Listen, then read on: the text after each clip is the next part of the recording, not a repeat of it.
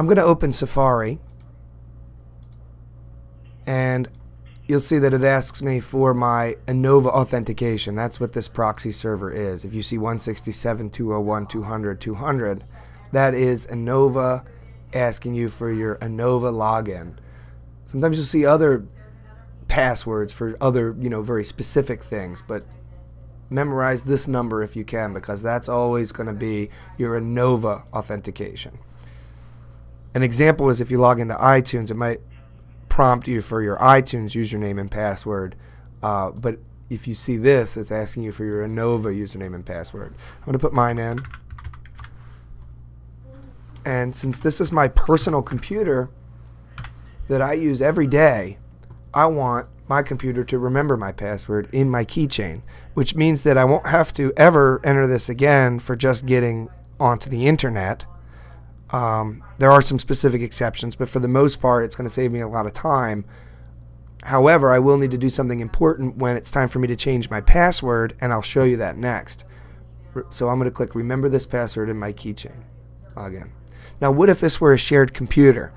I would not want to check that box, and I would just want to enter it every time. I'm going to show you what happens if you realize that when it comes time to change your password, you get locked out of your account, and you wonder maybe it did accidentally get saved onto one of the shared computers. I'll show you what to do. I'll close Safari just to show you that when I log back on to Safari, it did not ask me for my username and password.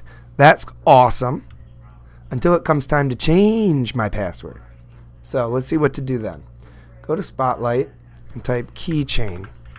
Your keychain is where all your passwords are stored. So think of your passwords as keys. They're all in your keychain. Every time you check that box for different things, you're saying save that password for that specific thing. So for instance, iTunes, FedEx, whatever.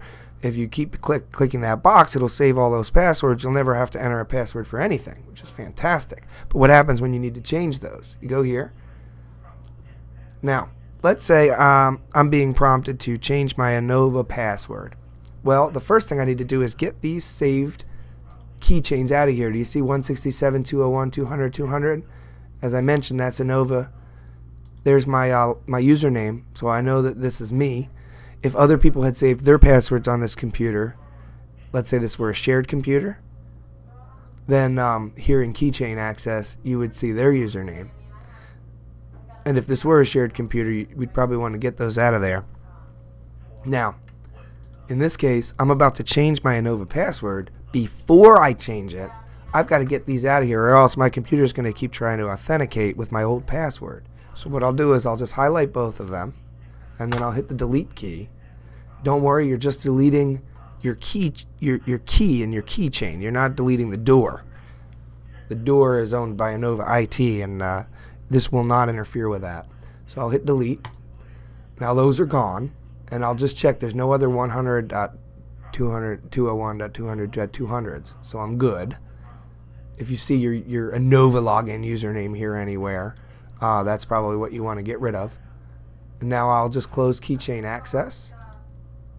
Then I'll go and make sure I don't have it saved on any other devices that I may have intentionally or accidentally clicked the checkbox on. So other shared computers that I use frequently, I'll go and check the keychains on those by going to Spotlight, Keychain, Keychain Access. Make sure that my password isn't saved on any computers. Make sure that I'm logged out. All browsers are closed. Then I'll go change my Inova login. And I think I don't need to explain how to do that. You change your Inova password, okay? And then the next time you go on your computer, it's going to ask you for your username and password. Enter your new one. And again, you can remember it until the next time you have to change your password, unless you're on a shared computer. Thanks.